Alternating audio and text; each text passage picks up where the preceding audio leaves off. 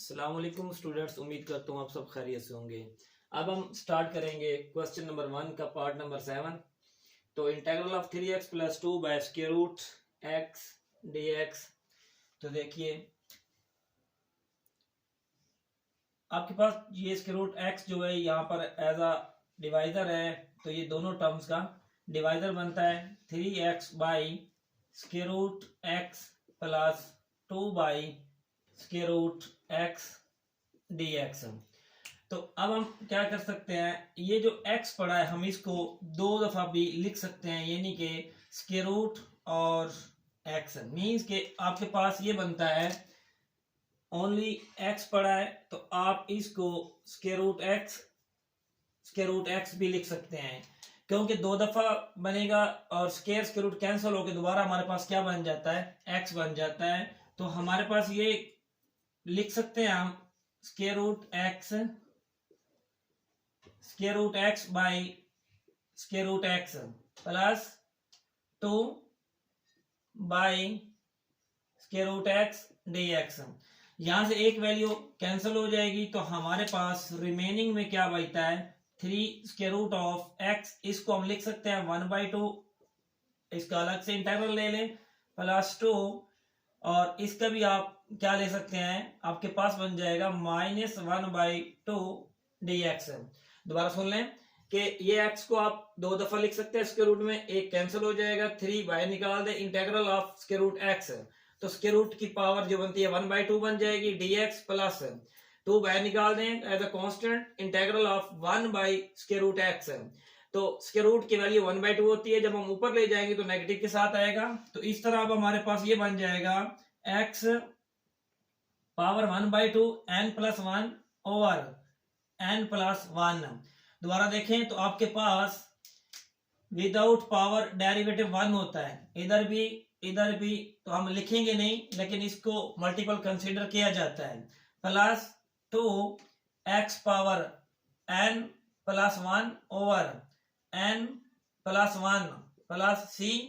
तो आपके पास ये बन जाता है 3x पावर, एलसीएम लेके लिखें तो आपके पास बनता है 3/2, बटे में भी क्या आ जाएगा 3/2 प्लस 2, तो x पावर क्या बन जाएगी 1/2 ओवर 1/2 प्लस c। तो इस तरह से आपके पास बन जाएगा 3, इसको आप लिखेंगे 2/3, x पावर 3/2 प्लस 2, और ये ऊपर जाके 2/1 तो 2 आएगा, इस तरह से ये पावर 1/2 प्लस c। तो यहां से आपके पास देखें तो ये 3 से 3 कैंसिल हो जाएगा, यहां से 2x power 3/2 plus 2 2 4 x power 1/2 plus c, और यही हमारा आंसर है। अब हम बात करेंगे पार्ट नंबर 7। तो पार्ट नंबर 7 हमारे पास square root y into y plus 1 by y dy। तो आप ऐसा करेंगे कि आपके पास ये square root y into y plus 1 by, इस y को भी आप दो दफा स्क्वायर रूट की फॉर्म में लिख सकते हैं, y is equal to y square root, क्योंकि y स्क्वायर रूट दो दफा आ रहा है तो काटेंगे तो दोबारा क्या बन जाएगा y। तो इसका मतलब है कि हम इस y को स्क्वायर रूट y की फॉर्म में लिख सकते हैं। तो इस तरह ये आपके पास कैंसिल हो जाएगा, तो आपके पास रिमेनिंग में क्या आ रहा है y over square root y plus 1 by square root y, तो dy। अब आप इसको क्या करेंगे, ये y, अब ये जो पड़ा आपके पास इसकी पावर 1 है, और नीचे जो y पड़ा है जब ये ऊपर जाएगा तो इसकी पावर -1/2 हो जाएगी, ये भी ऊपर जाके क्या हो जाएगा -1/2। तो इस तरह आपके पास ये क्या बन जाएगा, आप इसका एलसीएम लें तो ये बन जाता है 1/2, और ये आपके पास रहेगा -1/2 dy। अब हम अलग अलग इंटीग्रल अप्लाई कर लेते हैं, 1/2 dy plus integral of y power -1/2 dy। तो अब देखें अगर तो आपके पास विदाउट पावर y का with respect to y derivative 1 मौजूद है, तो पावर में इजाफा करेंगे n+1 over n+1 plus y n में एक इजाफा और वही power n plus 1 plus c।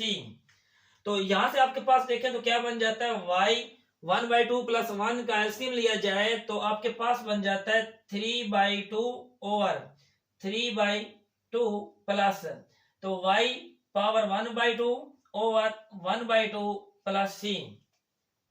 तो यहां से ये आपके पास बन जाएगा इज इक्वल टू 2/3 y की पावर 3/2 प्लस 2/1 y की पावर 1/2 प्लस c।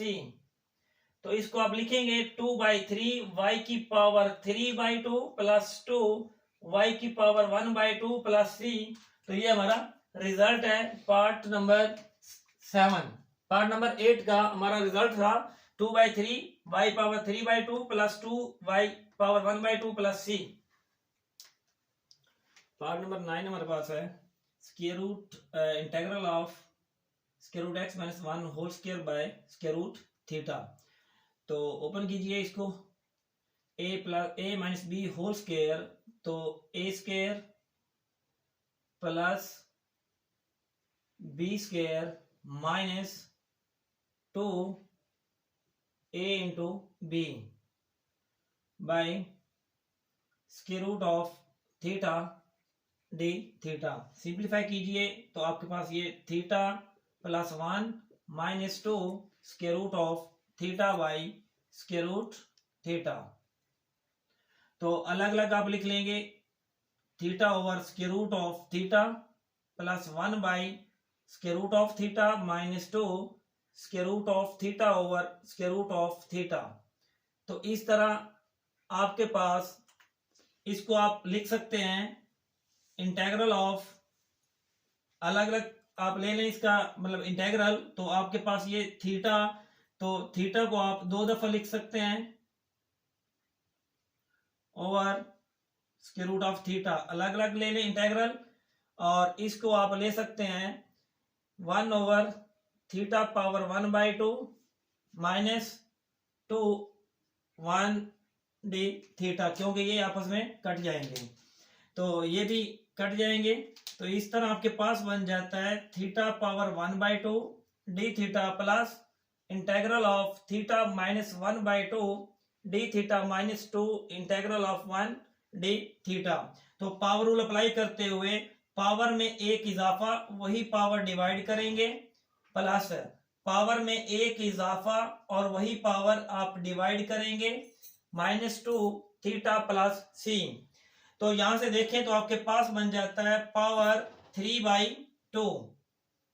अगर एलसीएम में लिखें तो 3/2 plus theta power 1/2 over 1/2 -2 theta plus C. तो ये आपके पास लिखा जाएगा 3/2 को आप लिखेंगे 2/3 theta power 3/2 plus 2 theta power 1/2 -2 theta plus C. और यही हमारा आंसर है। तो अब आइए पार्ट 10 की बात करते हैं। तो पार्ट 10 भी इसी तरह ही है, जस्ट थोड़ा चेंज है। तो equal integral of a square plus b square minus 2 into a into b over square root of x d x. तो आपके पास ये बन जाता है 1 plus square root square cut के x आएगा -2 square root of x by square root x। तो इस तरह से आपके पास ये बन जाएगा, आप अलग अलग डिवाइजर लिख लें 1 over square root x plus x by square root x -2 square root x by square root x। तो इस तरह आपके पास ये क्या बन जाता है, ऊपर जाके -1/2 प्लस, तो इसको आप लिख सकते हैं square root x over square root x minus ये कट ऑफ होके -2 dx। तो अब आपके पास अलग अलग इंटेग्रल ले लें -1/2 dx प्लस, तो यहां से आपके पास ये कट जाएगा। तो इस तरह आपके पास इंटेग्रल ऑफ x, तो इसको पावर की फॉर्म में लिख ले -2 इंटेग्रल ऑफ 1 dx। तो पावर रूल अप्लाई करते हुए पावर में एक इजाफा करेंगे n+1 और n+1 डिवाइड भी कर देंगे, प्लस पावर में एक इजाफा n+1 -2, x के लिहाज से इंटेग्रल है तो x आएगा, तो प्लस c। आपको ऑलरेडी बता चुके कि डेरिवेटिव ऑफ x जो होता है वो आपके पास 1 आता है। Integral is the reverse process of derivative, तो इंटेग्रल ऑफ 1 दोबारा बन जाएगा x। तो ये बन जाता है आपके पास x power 1/2 over 1/2 plus x power 3/2 over 3/2 minus 2x plus c। दोबारा देख लीजिए, तो आपके पास 1/2 प्लस 1 एलसीएम लेके लिखेंगे 3/2 आता है, तो इस तरह जो आपका फाइनल रिजल्ट बनेगा 2x power 1/2 plus 2/3 x power 3/2 minus 2x plus c। यही आपका आंसर है। और अब आपका लास्ट पार्ट है इस क्वेश्चन का, जो कि लास्ट पार्ट जो कि पार्ट 11 है। Integral of e raise to power 2x plus e raise to power x by e raise to power x divisor की फॉर्म में पड़ा है, तो अब आप इसको भी एक्सपेंड कर दें। तो देखिए, integral of e raise to power 2x exponential है e raise to power x over e raise to power x,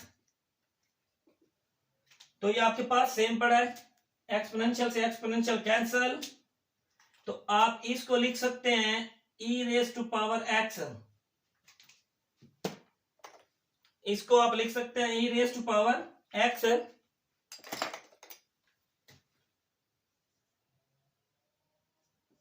whole square e raise to power x plus 1 dx। तो देखिए, ये पावर से ये e raise to power x इससे cancel हो जाएगा, तो रिमेनिंग आपके पास क्या बचता है, ओनली एक्सपोनेंशियल फंक्शन, इसका अलग से ले लें, इंटेग्रल ऑफ 1 इसका अलग से ले लें। तो आपको पता होना चाहिए कि एक्सपोनेंशियल का जो इंटेग्रल होता है वो सेम रहता है, प्लस x प्लस c। तो यही हमारा इसके लिए रिजल्ट है।